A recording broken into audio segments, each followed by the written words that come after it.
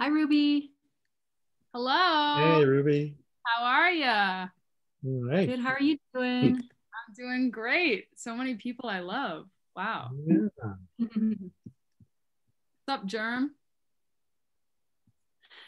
Hello.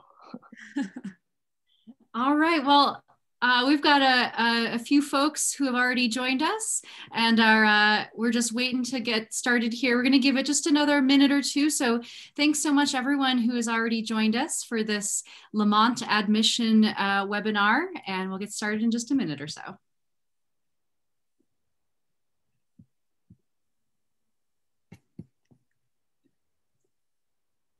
Oliver, you look so well put together for a Zoom call. Very cool. Absolutely, you gotta look like a pro, right? That's right. Look at me, I look just like a pro farmer. Jazzer.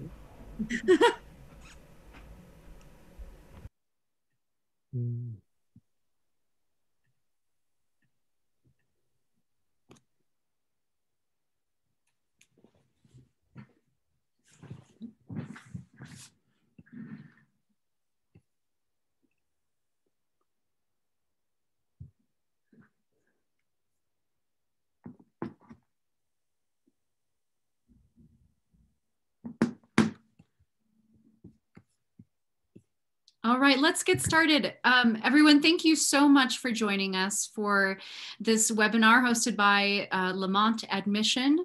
We have a fantastic group of students here to answer your questions about what it's like to be a student at the Lamont School. Here's what we're going to go over today. We're going to have first introduce the staff that we have on hand. We're going to go through a quick COVID update. Then we'll introduce you to our student panel. And then Dr. Keith Ward will ask our students a few questions. And then we will open it up to you all, our participants, to ask questions. So who are the staff members that we have on hand? Well, we have Dr. Keith Ward. He's the director of the Lamont School of Music. You want to wave your hand and say hello? There's Dr. Ward. Hello. And then we have Stephen Campbell. He's the director of Lamont Admission. Hello, Stephen. Hello. And then myself, Angela Mitchell. I'm the enrollment specialist here at the Lamont School of Music. So we are on hand, and we'll introduce our student panel in just a few minutes. Before that, Dr. Ward is going to give us an update on things COVID related here at the University of Denver and Lamont. Yes. Well, thank you, Angela. And thank you all of you who have come to join us this afternoon. We appreciate your making the time and effort to come and be with us for a little bit. And Oliver, Jeremy, and oh, Ruby went away. Ruby, there you are. It's good to have you here too. While all of us hope that by the fall, COVID will be something that we'll never forget. But it is something that we're all hopeful that with the dissemination of the vaccine and all of the protections that we are doing, that COVID will be under control, and that we will be offering all of our classes in person. We'll see if that happens. That is, of course, all of our hopes.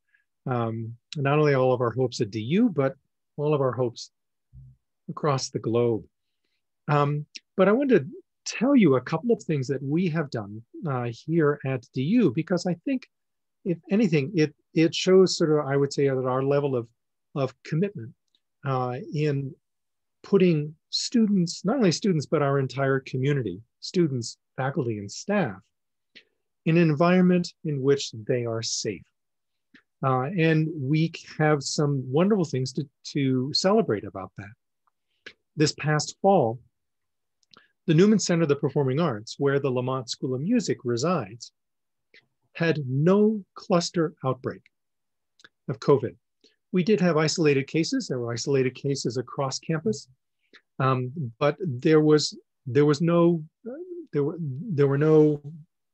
pods or clusters of individuals who became ill. As it turns out, that's also a pattern across the university.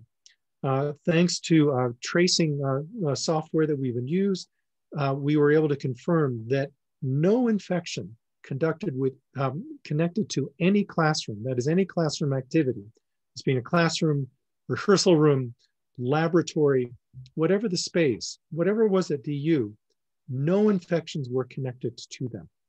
They were connected to off-campus infection. They were sometimes to residence halls and to fraternities and sororities, but not in the classrooms. So we were very pleased with our proactive approach in keeping people as safe as we could. How did we do that?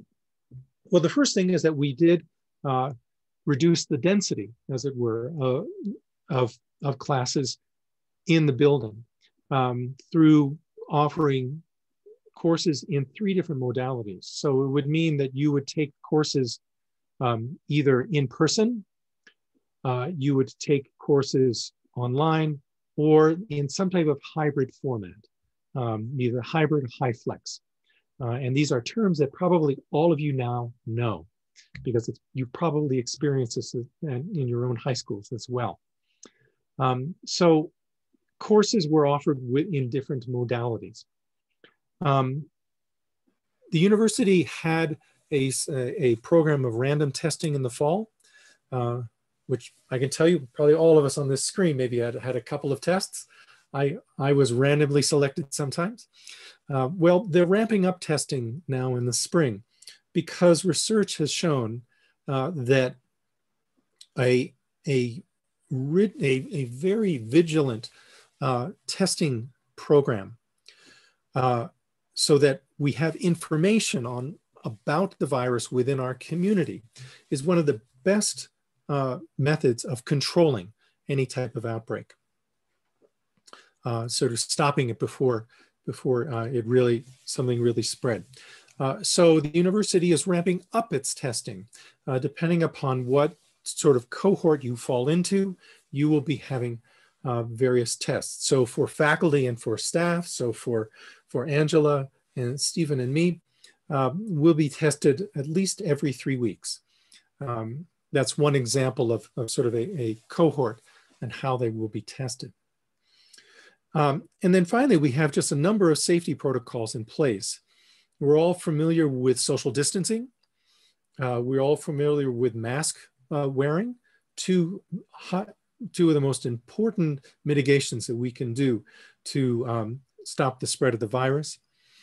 Well, in music, we actually use 2 different measures of social distancing. So if you are playing a non-wind instrument, if you are playing a violin, a piano, percussion, your social distance space is 6 feet. If you are playing a wind instrument, or if you are a singer, the social distance is 12 feet. Now, these measurements were not done arbitrarily. They are part of the work done not only nationally, but things that we've been doing on campus of ways of keeping musicians safe. We've been doing some other very specific things within the Lamont School of Music in keeping musicians safe. And we've been working with an aerosol scientist who has gone through and has done various measurements and studies of the Newman Center of the Performing Arts. So in looking at a number of different variables, what is the size of the room? What is the circulation rate in the room? The Newman Center of the Performing Arts has 3 HVAC systems, independent HVAC systems running in it. What is the carbon dioxide level? What is the length of the rehearsal? What is the size of the ensemble? What is the type of the ensemble? And all of these variables, among some others, are put together to determine what size ensemble can be in a room so that the safety level is exactly the same as a lecture. So this is a way of showing that we have been purposeful, we've been thoughtful, and to me, it's an indicator of the way we do work at DU. So that's a quick update on some of the things that DU and the Lamont School of Music is doing in this time of COVID to keep us productive. We put on, by the way, 52 concerts last fall, 52 concerts in 10 weeks. They were all streamed. There were no live audiences, so that we can remain productive and safe. Thank you so much for that update, Dr. Ward. You're welcome. All right. So, Dr. Ward, you're going to lead the first part of our Q&A, asking each of these 4 students why music and why Lamont. So let me just introduce our panel at this point. So we have Tommy Dainko. He is in his 3rd year of his Bachelor of Music and Percussion degree. Tommy also happens to be one of our student workers in the Lamont admission office. Oliver Poveda is in the 1st year of his master's program, Master's in Voice. He is a wonderful bass baritone singing the role of Zarastro in The Magic Flute this quarter. Ruby Pucillo is our 2nd year Bachelor of Music Jazz Studies student. Hey, Ruby. She's a vocalist, jazz vocalist, also happens to work in the office. She's one of our public relations work studies. And then finally, oops, sorry about that. Oh dear. We've got Jeremy Mock while I get my PowerPoint back. Jeremy Mock is 2nd year, right, Jeremy, in the recording and production program, and he is a jazz guitarist. So let me just get that up again. Actually, no, I'm going to leave it down, and so we can all see everyone's beautiful shining faces while Keith starts us off. And then to our attendees, be thinking of any questions that you want to ask, because we're going to come to you next. Jeremy is a classical guitarist, by the way. I'm sorry about that. Yes. Jeremy, classical guitar, not jazz guitar. And folks, while you're listening to the students answer the first 2 questions, use the Q&A functionality at the bottom of the Zoom window. Open that, you can type your questions in there. I will be the one that's kind of answering those or facilitating that. So if you have admission questions or application questions that are burning, that aren't specific for the students, you're welcome to throw those in there as well. Good. All right. Well, the questions that I ask, I'm going to be asking 2. The first one I think is something that is really important, and one that goes beyond our panelists and speaks to all of you who are attending this webinar. And that is, music is something that is important in your life. The fact that you are in this webinar, the fact that you are looking at considering going into music in college, means that there's something special about it. There's something that has caught your interest, caught your spirit, to the point where it is so important that you are here today. So I want to begin by asking our panelists, why did you decide to become a musician? I mean, what called you to it? And maybe I'll start on my screen. I'll start with Oliver. Absolutely. Well, thank you very much, everybody. Thank you for being here. Well, I think that it comes down to many things, but one of the most important things for me is that music came to me somewhat in a very inspirational way. When I was fairly young, about 9 or 10, one of my older brothers started studying classical guitar in the conservatory in Ecuador.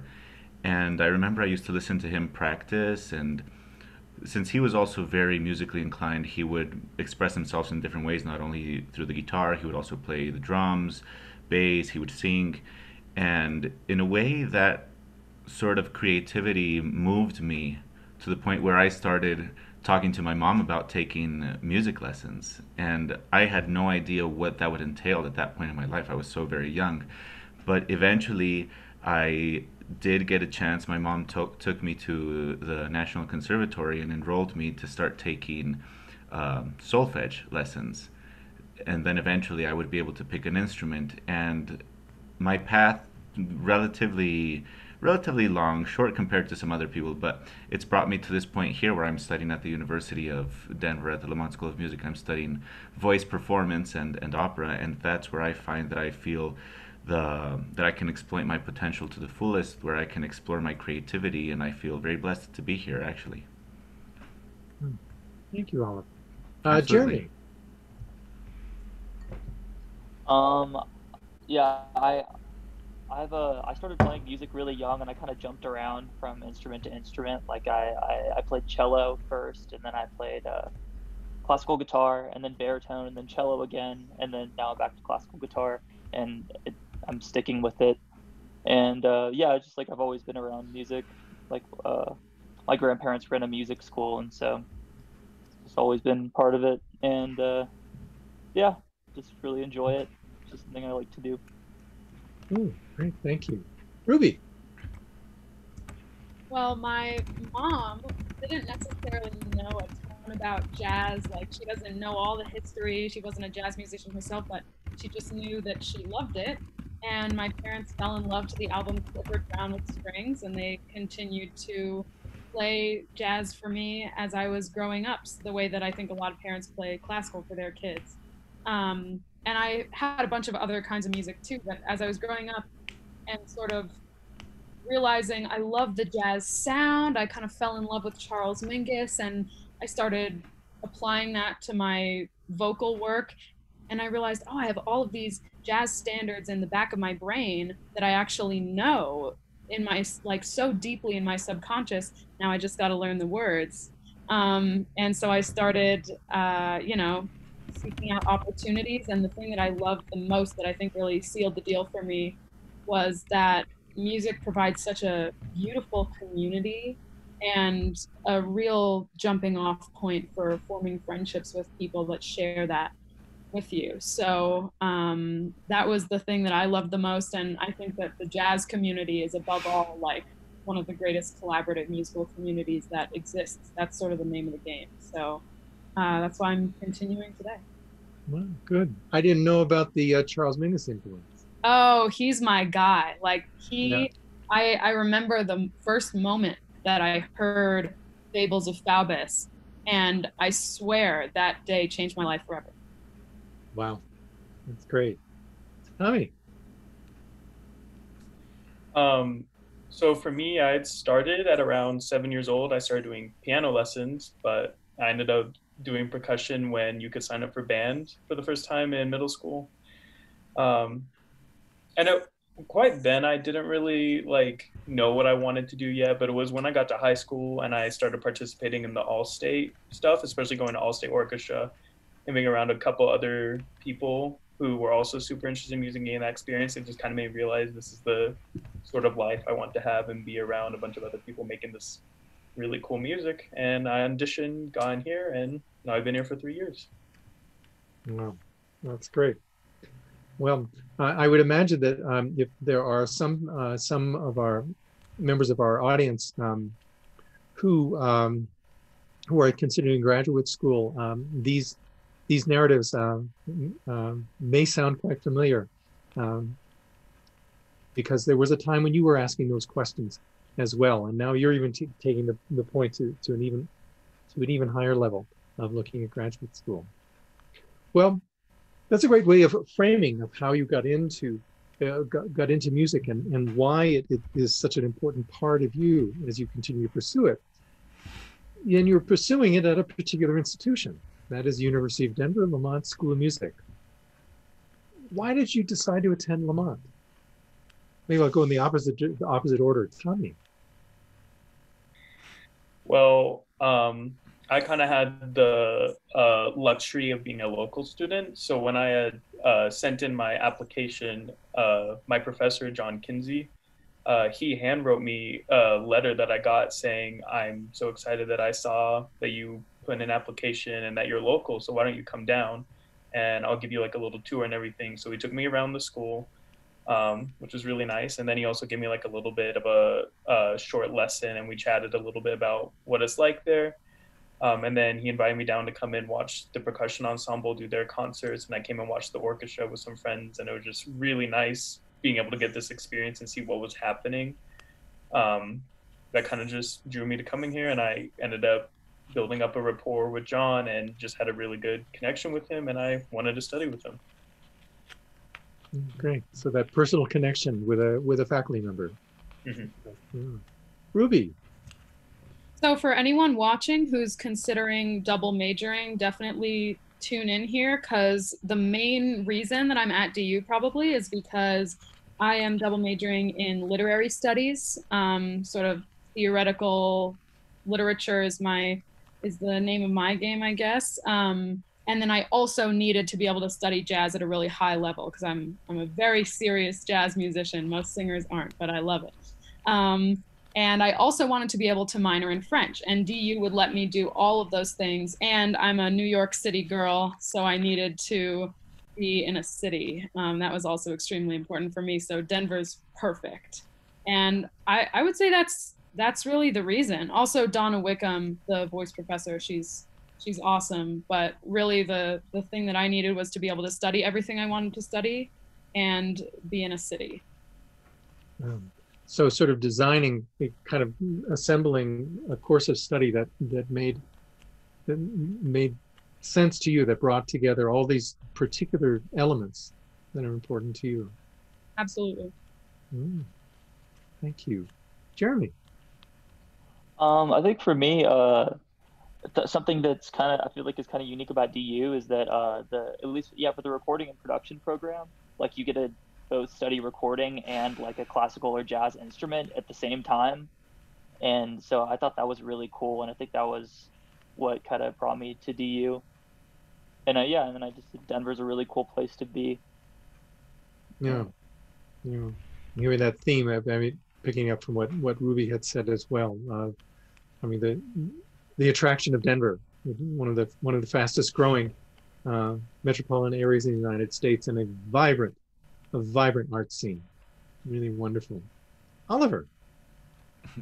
So for me, it kind of comes down to my undergrad. I did my undergrad here at Lamont as well. And one of the most important things that I really appreciate is that the university and the school itself have these amazing scholarship opportunities. So for me, coming from Ecuador and my background, this was something that was very important, that actually allowed me to be here right now. And then when it came down to my master's choice, there were several other opportunities that I could choose from, thankfully, at this point. However, with our current situation with COVID-19 and the global pandemic, many opportunities were limited. And I was very happy to find that DU was still able to bring me in and offer me a very significant scholarship to allow me to be here to pursue my career and still manage to make it through this difficult time with this virus right now. So those are probably the main reasons why I'm here right now, thanks to the support that the university and that Lamont has shown me. And we're glad you stuck around, Oliver. So good. I guess I'll turn it over to Angela. Okay, well, thanks everyone. It's very interesting to hear all of your different reasons.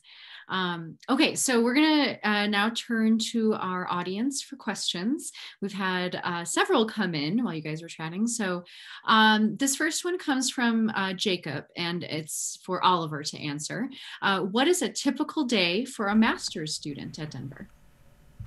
Well, I think it depends what it is that you're studying, and how you've sort of filled your agenda credit-wise, because there are several classes that you can choose from, and each will have their own demands. But I want to say, at least in comparison to my undergrad, it's much more breezy. You feel like you have much more time to dedicate to both your personal life and the things that you like, and also your career and your professional life when it comes to the university and academia. Because for one, the credit load I find isn't as substantial, and things do become much more focused. So you definitely find that you have a little bit more time on your hands to figure things out or focus or specialize in one direction specifically. I hope that answers your question. If not, feel free to add something more. Thank you, Oliver. Okay, so let's go next to, so there's this question kind of geared at you, Ruby, coming from a student who's a classical pianist looking to major in piano performance, but interested in taking jazz classes and jazz lessons. So I'll just say before I turn to you, Ruby, yeah, students are encouraged and welcome to take classes outside of their main performance area.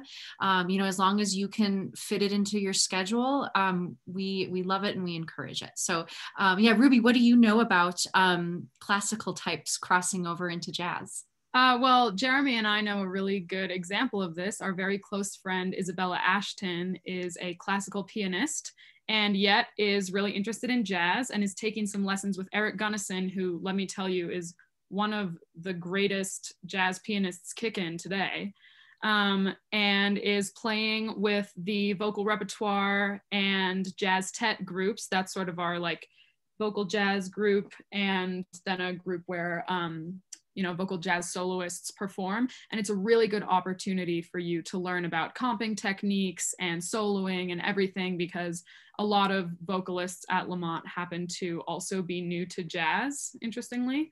So that would be a great place for you to get in. And actually, I was placed into small group 3. We have 4 small groups, 4 jazz small groups at Lamont, an ensemble that kind of has been guitar ensemble for the past 2 years, but sometimes is funk ensemble. And we have 2 big bands. So that's a lot of opportunities to play jazz. And I'm playing piano in small group 3. I am not a pianist, but it's very loose. You'll find that the jazz department at Lamont is reflective of the jazz community in that you can basically do whatever you want. So I think you'll find plenty of opportunities to play. And I saw a question right after that that was also about jazz performance opportunities. Can I answer that? Yeah, go for it. Cool. So something that's really cool at Lamont is that I received an email in my first quarter of last year, a couple weeks into the first quarter, that said, hey, your studio professor has recommended you to be put on a list for playing gigs and teaching. And I actually did get a call to do a gala gig with other incredible musicians from Denver. And I was actually the only Denver student on it. So I'm already getting opportunities from Lamont to play with, you know, Denver alumni, which is dope. And, you know, depending on how you get in with the jazz department, I think it's really important to make friends quickly. Everyone should do that anyway. That's the point of college, is networking, in my opinion. But yeah, I've had many opportunities to play gigs around Denver, and I've made a little cash from it too. So I think you're going to find that it works out quite well as long as you make those connections that you would anywhere else. Thank you very much. Okay, I'm going to take this one question because we don't have any composers on the Zoom here. The question is, can I take music theory and composition classes even if I'm not majoring in it? The answer is yes. We have a whole array of classes that academic classes that you can take if you're not a music major. Things like fundamentals of music theory, the history of jazz, the history of rock and roll. I'm going to put a link in the chat where you can see all the different courses available for non-majors. So let me just get that in the chat, panelists and attendees. There you go. So that's in the chat if you want to check out all of the opportunities available for non-majors. And then the next question, are there classes available for composition specifically for film? Yes, indeed, there are. You'll see in that list there that there's a class called Hearing the Movies. So you can start to explore film scoring as well. Okay, so next question, let's go to Tommy. Tommy, this question is from Julia Crawford. She's asking, how does Lamont prepare you for a professional career in music? All right, so this will vary a little bit depending on whether you're studying voice or instruments, but mostly it has to do with the curriculum. So you're obviously going to be taking, you know, your general music theory and your oral skills course, which just kind of makes you more music literate. You'll definitely notice like you get better at like sight reading even from those classes, or like even memorizing music. One of the biggest things is going to be your private lessons that you have every week for an hour.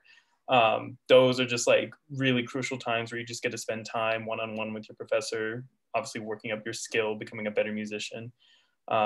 As a classical instrumentalist, part of my schedule is playing in one of the big ensembles. So that's going to be either the Lamont Wind Ensemble or the Lamont Symphony Orchestra. And that placement also will kind of depend on what you do. So that's my big ensemble experience. And then I also get small chamber experience by being put in the Lamont Percussion Ensemble. For strings, this will be something like being put in orchestra and then being assigned to a string quartet. For vocalists, I believe it goes opera and then one of the choirs. So you're just getting a ton of experience, and they're making sure that you have a broad but very well-known kind of knowledge about different ways to perform. You get lots of experiences like that. And as Ruby was talking about earlier too, these also provide opportunities to network with your peers, because these are going to be your colleagues. Like when you graduate with these people, these are going to be the people who are also looking for jobs. And, you know, this is a great time to start networking with people before you're even like out on the job market, or you could even already be on the job market looking for gigs and stuff in school. But this is kind of a really good opportunity to not only build up your skill, but again, build up that network with other people who are interested in the same kind of music as you. Thanks, Tommy. Jeremy, a recording and production question for you. This is from Sam. He's wondering, what type of students get into the recording and production major? So if you can, you know, give like a profile of the typical student or students. It's at least in my class, yeah, I mean, we all really like to write music, and like we all play in bands, and yeah, it's just, yeah, just kind of regular person, I guess, that does that kind of thing. You gotta be dope. They all are. They all are. Yeah. It's not really one specific type of student that gets into it. You know, you guys play all different kinds of instruments and have different interests. But yeah, if you're, so I think the one commonality among all of these recording production students is that they are passionate about the recording arts, and okay, two things, and they're musicians themselves. Okay, let's go back to Ruby. We haven't heard from you in a moment. What level of, actually, let's have all of this, everyone kind of answer this real quick. What level of musicianship were you at when you graduated high school? So let's start with Ruby. That's a hard question to answer, huh? I will say that as a jazz vocalist, I kind of got my butt kicked throughout, you know, moving into the jazz scene in New York, because you're just kind of asked to prove yourself or get off the stage immediately. So I was pretty up on what I needed to know in terms of jazz language and vocabulary and history. And I guess I'll give advice instead of saying what level I was at. I think if you're a jazz musician, you need to come into Lamont knowing tunes, knowing some theory, and, you know, being brushed up on jazz vocab and language. And I get pretty passionate about this, but I think it'll help you a lot to come in knowing something, because it's a small program. So you could very well, I mean, several of my closest friends ended up in small group 1 on their first day at Lamont because they really knew their stuff. I was fortunate to be placed right into the Jazz Tet, which is something that doesn't usually happen for first years. So, you know, that I think it's good to come into Lamont as a jazz musician, knowing your stuff, because you're going to get a lot of opportunities that way. Ruby, what is small group 1? Oh, great question, Keith Ward. So the groups at Lamont, I mentioned them before, but there are these 4 small groups, and small group 1 is kind of the most killin' jazz group that you're going to find at Lamont. It's the really greatest rhythm section players, greatest horn players, and it can vary in terms of instrumentation based on who's there. So right now I think we have 4 horns and a full rhythm section, piano and guitar. Sometimes there's an extra percussionist. It really depends. Small group 2 often has 2 percussionists.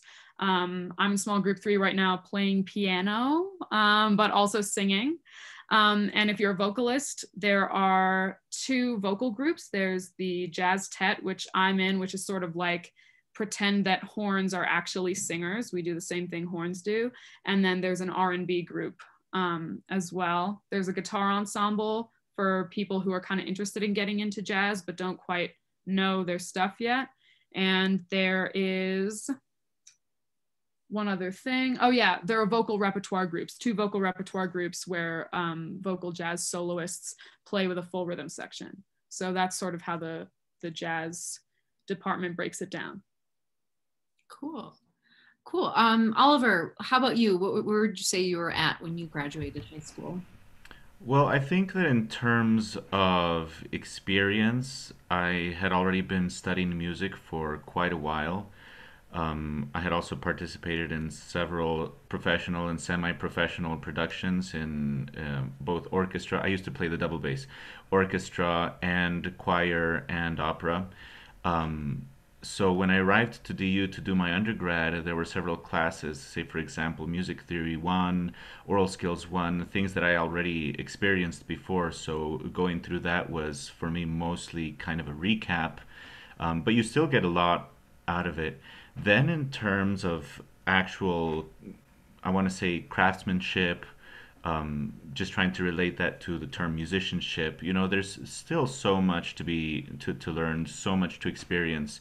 Even now, I wouldn't necessarily say that I'm a pro or an actual expert, because there are so many things that so many details, nuances that I can still polish and work in my focus now, which is opera. But I think that one of the nice things coming into DU, coming to Lamont, is that it doesn't matter where you are, professionally or academically, they start you at I want to say a comfortable basic level and build you up fairly quick, so that by the time that you graduate, you have enough knowledge and enough experience to defend yourself in whatever other environment that you want to put yourself in. Thanks, Oliver. Tommy, tell me real quick, where were you at when you graduated high school?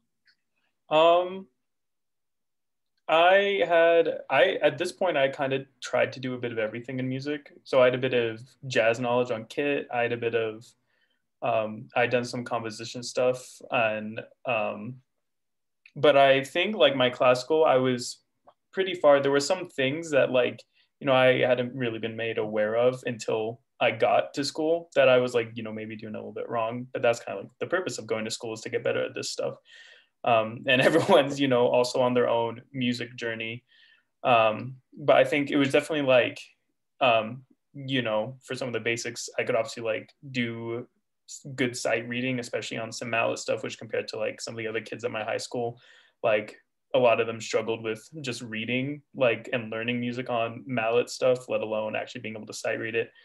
But I think it's just as long as, you know, you are continuously challenging yourself. And especially one thing I remember John telling me when he was like interviewing me was that I'm coachable. So he could like tell me something and I could just immediately change it right then and there, or, you know, maybe after like a try or two in front of him. And that's like one thing that I've heard from lots of my other peers that like their teachers have said they look for. So it's not necessarily whether or not you're coming in ripping bars and doing great and, you know, you're just like a mad genius. I think they're more concerned whether or not they can actually teach you. So I think as long as you're open and willing to learn, that will also set you far apart from other people. Awesome. Thanks, Tommy. And Jeremy, how about you? Where were you at with your musicianship at the end of high school? I didn't know how to read music really at all, and I didn't know the names of the strings. And I played in a lot of like punk rock groups in high school and did that kind of thing. And then I got to Lamont, and I mean, I think it's definitely good to know how to read music before you get here, because it was really tough, but I don't know, I figured it out. So I figure as long as you're able to put the work in, I think it's probably fine. Jeremy is a sick classical guitarist. He kills. Thank you. Okay, next question Jacob Hickman is asking, do you feel that the faculty is approachable?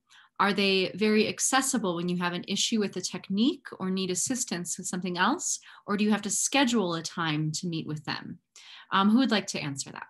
Ruby. Something that's really cool. I don't know, I think the departments are a little bit siloed in general, so I'm not totally sure what everyone else's experience is, but Bijou Barbosa is an incredible bassist who teaches here. And I've been working on upright bass lately.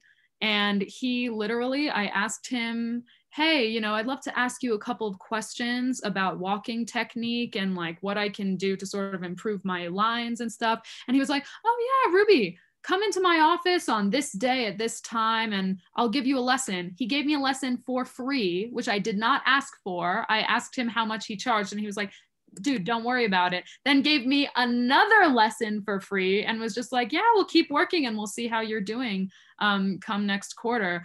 It's amazing. So I know that I could probably walk into any jazz professor's office and ask them anything. And I swear they would sit down with me for hours and hours. And like I have their numbers and I can text with them and it's just really, it's very special and very fortunate. Awesome.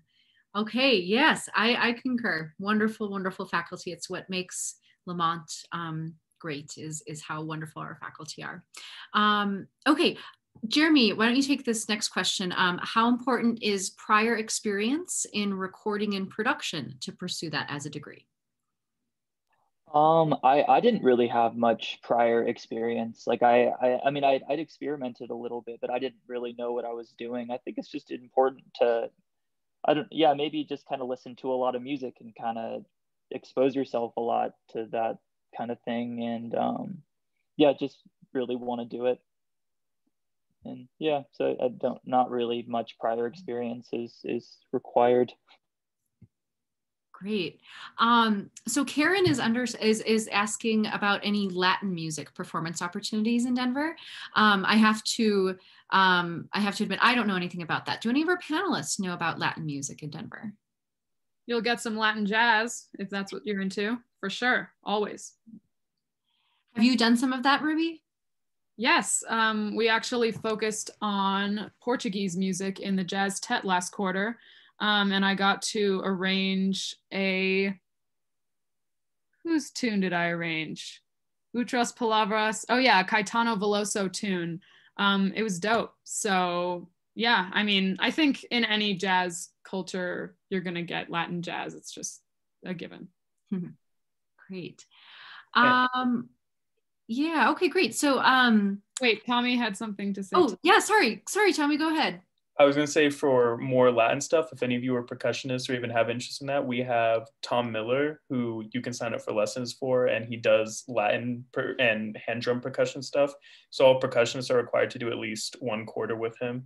So that's like a really cool experience if you're interested in that, like getting some pandero rhythms. And I know I said that really poorly, but or playing the steel drum ensemble. Yeah. Yeah. Indeed. Okay. Let's see. So next, how many different group ensembles are there, and how many does the average performing musician join at one time? Which of our students would like to answer that while I get the link to all of our ensembles? I can answer a little bit of that. Go for it, Tommy. You'll typically be, again, I think it varies depending on what sort of field you're studying, but for classical performance, I know that you'll be in at least 2 always. And sometimes that depends. So like for percussion, sometimes we have to double up in both wind ensemble and string symphony orchestra. So I've been in 3 ensembles before. This upcoming quarter, I'm going to be in 3 ensembles again. But it also, what's nice as well is if that ever does happen, or if you're taking like a lot of academic classes that add up to your credits, you do have the ability to take a 0 credit ensemble if you do need to be more, and then you're required to. So it won't bill you extra, and you don't have to sacrifice another class you might need for grade requirements. But if anybody else has a different experience with ensembles, I would love to hear. in the jazz department, you're probably going to end up being in, if you're an instrumentalist, you'll probably, if you're lucky, be in a big band and a small group. And if you're a vocalist, I'm in a small group and 2 vocal groups. You're going to be in 2 vocal groups. So that's probably how that'll pan out. Okay, great. Thanks, guys. Jeremy, another one for you. Would an interest in songwriting be a good reason to take recording and production classes? Yeah, definitely. Like that's something that Mike, the professor, really like places an emphasis on. And yeah, I mean, like our projects for the class, like really, it's just like I'm in a band with my roommate called Broth, and so that we just record our songs that we write and mix them and mix and master them, and that's like our homework. And yeah, so we just kind of record our own music, and so I think that's a really big part of it, and that's definitely a reason to want to do it.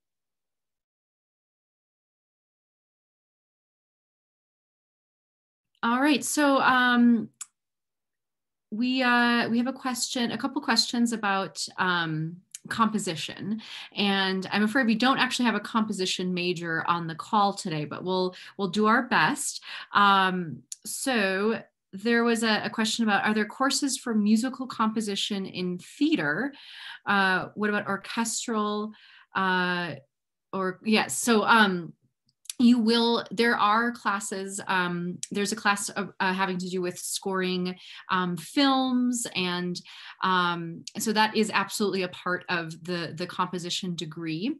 There was another question I saw from Zoe was asking, oh, we got that, Stephen answered that. Okay, about how many composers we have, about 10 in the program at any given time. I think just overall, what I would want to say about the composition program is that there's a lot of room for customization. So, so what in particular interests you as a composer, you can work with the faculty to design your course schedule around what interests you. So if you're somebody who is really excited about like electronic music, you can take courses that pertain to that after you, of course, complete all of the required courses that all of our composition majors have to take. If you're someone who's into film scoring, you can focus on that. And you know, as a composition major, you do have like your works are being performed again and again on the Lamont Composers concert series. So you are going to get a chance to explore a lot of different genres, especially at the undergraduate level, and at the master's level, you can really hone in on the brand of composition that's most exciting to you. So, okay. Next, we have a question from, well, so Lane is wondering if any of you guys are transfer students. I don't believe any of you are, right? No transfer students here. So Lane, I'm going to put my email in the chat. We can touch base, and I'm going to put you in touch with one of our actual transfer students, and you can hear it straight from the horse's mouth about what it's like to transfer to DU. So yeah, I'm sorry we don't have anybody at this moment, but Daniel has a question for Jeremy. How does studying your own instrument and studying sound recording and technology work? So how do you balance the two? I mean, it's definitely a lot, because how the major is, you're pretty much a performance major and a production major at the same time, with missing a few requirements. But yeah, I mean, it's kind of a lot, but I think it's also like definitely worth it, and you can get a lot out of it. And the professors are also like very understanding, and so if it's too much, they'll like kind of cut you some slack. Cool. All right, and then our student panelists, you didn't have to go through this as part of your audition experience, but this year, because of COVID, you know, we're doing recorded video auditions paired with live Zoom interviews. So a student is wondering about tips for a Zoom interview. So I'd like to post that to our students and to Dr. Ward as well, because I'm sure, Dr. Ward, you've done a ton of interviews in your life. So I think, you know, for maybe not just Zoom specific, but interview specific, you know, tips, anything that you guys have.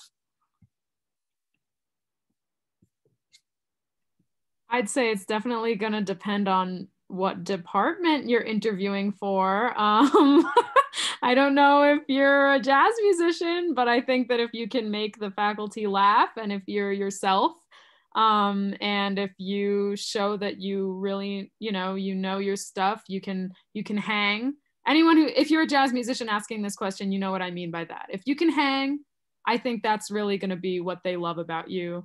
And, you know, sort of knowing what you've done probably musically will be helpful too, but mostly, you know, as in any interview, be very authentic, and be, you know, charm their ass off. That's a big thing. So I guess I'll chime in with with sort of three things. One is very pragmatic. One, think about the environment where you're broadcasting from. Make sure that you're, in that regard, that you're in a space where you are going to be able to concentrate on the interview itself, and people are going to be able to concentrate on you. So it would be best not to say, you know, do it in your dining room with people walking back and forth and around and everything, and people asking, you know, things from the kitchen or whatever. Make sure that you're in a private space, a good space, so that it is indeed an interview. It's an experience where you are presenting yourself, and you want to present yourself in the very, very best light. So, and the other two things that I would say is, the first is be yourself. Be no one but yourself. That's really important, I think. So, and the last thing I would say is prepare. We're all musicians. We all perform. We get on stage. We practice. We know about that. And preparation for interviews, I think, fall into two general categories. The first is, what do you want to say about yourself? Think about what you want people to know about you. So spend some time in thinking about some of the things that you would want to get across about you, about your interest in music, what you're looking for in studying music, and your level of curiosity, or what do you want to learn about, in this case, DU and Lamont. And the second thing is that I would spend time thinking about questions that you think you're going to be asked. So prepare to think about, you know, just kind of general topics. What do you think a faculty member or an admission counselor would be asking you? So those are some things. Three things. Think of your environment. Treat it as an interview so that you can, that the interview is the only thing that is happening. Second, be yourself. And the third, prepare. Prepare by thinking about what you want to ask and what you think you're going to be asked.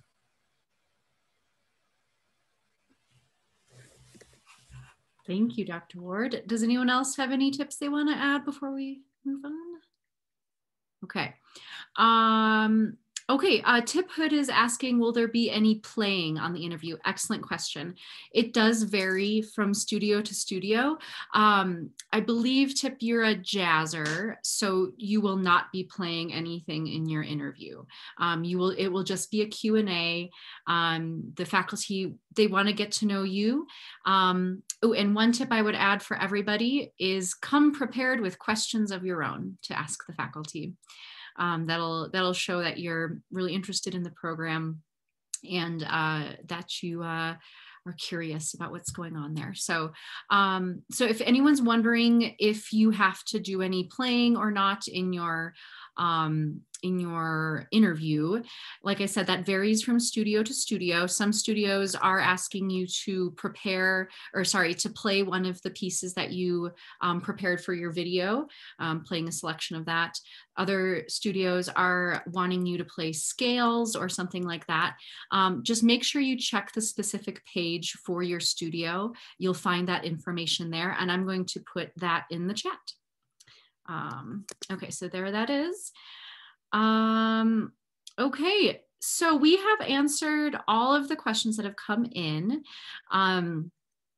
If anyone has any final questions, please go ahead and put them in the Q&A, and we'll answer you before we leave. And Tip, put in the chat, what do you play?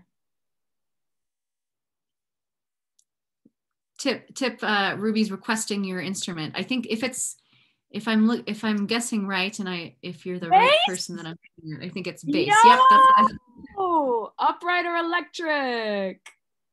We always need bassists in the jazz department. I'm gonna lose my mind. Exciting. Both?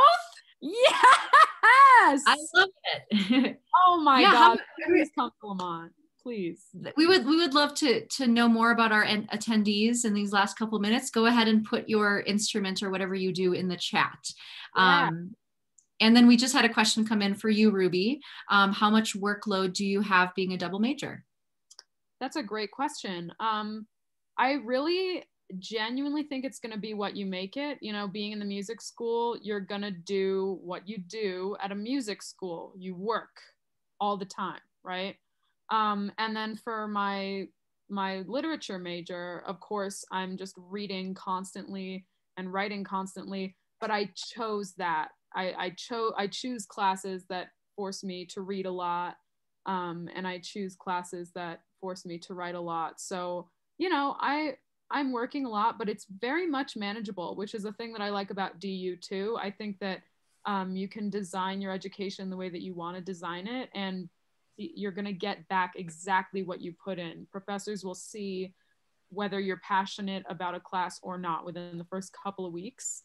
And, you know, I've had professors who saw that I was just so in love with literature that they really were like, hey, you should think about this. You should do this. I'm expecting to see this in the next thing that you write. And I was like, yes, yes, yes, please. So I think it's going to be what you make it, but I promise it's manageable. That's the main thing. Jessica, I got a kick out of looking at the variety of your instruments because you reminded me a little bit of myself. When I was in high school, my major instrument was piano, but I also have been playing clarinet since 4th grade. One day in my senior year, the band director came up and said, "Have you ever played saxophone?" "No." "I need one in jazz band. Take this tenor." So I went in, I learned saxophone, played saxophone. I was a vocalist. I sang in New Jersey All-State Chorus for 2 years, took private voice lessons for 3 years. I also was the student conductor of the band. So I enjoyed looking at all that. And then by the end of my first year in college, I was a pianist. It was really a way of taking, and you'll find this will happen when you come to college. And that is that generally in high school, there's a tendency to be involved in a number of things. And what you'll find is at college, this happens. It then becomes vertical, and you have to prioritize. You have to make choices. So that's, I guess, in one gesture. What is college? Well, it's this going to this. Wonderful. I love seeing all of these chats coming in about what everyone does. This is wonderful. So, well, we are just about at the end here. So for final thoughts here, I'm going to put my email in the chat. So guys, I'm your first point of contact for all Lamont admission related questions. So anything going on, just, you know, any questions you have, let me know. Deadline is coming up. So January 15th is the deadline if you're hoping to come here in the fall. If you are doing a Zoom interview, which most people are, those are taking place on January 30th, February 6th, and February 13th. We do need your audition and all of your materials in by the deadline of January 15th. So Thank you guys so much, everyone who participated today, and our wonderful student panel. I see Ruby has put her phone number in the chat. If you guys have any questions, you can contact Ruby, and you got my email if you have questions. So, and thank you, Dr. Ward. Thank you, Stephen. Thank you guys all so much for being here for this Lamont admission webinar. Well, thanks for leading us, Angela. Come to Lamont. All right. Thanks, everyone. Have a great day. Bye-bye. Thank you. Bye.